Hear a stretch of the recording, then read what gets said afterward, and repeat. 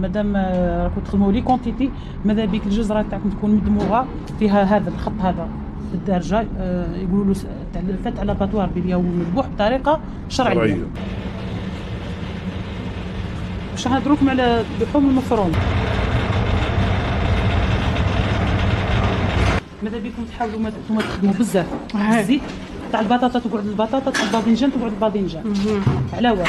خاطر الزيت كل وين نستعملوها كل وين يتخلقوا فيها جزيئات، هذوك الجزيئات كي يكثروا مع الحريق تاع الزيت راهم يسبوا حتى السرطان للمستهلك.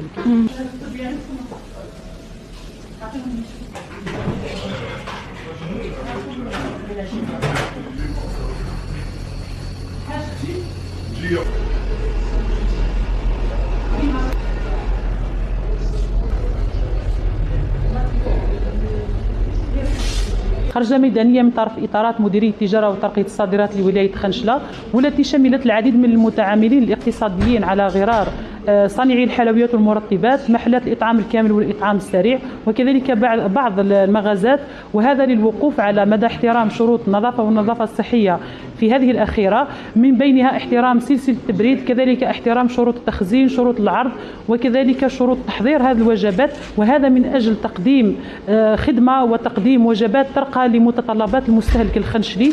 وهذا من بين مهام مديرية التجارة وترقية الصادرات، حيث لاحظنا أن هناك بعض المتعاملين الاقتصاديين يحترمون هذه الشروط هذه ويقفون على تقديم خدمة وسلعة ترقى لرغبات المستهلك كما ذكرنا. ومديرية التجارة وترقية الصادرات تشجع مثل هذا المتعاملين الاقتصاديين للاستمرار في هذا المنحى.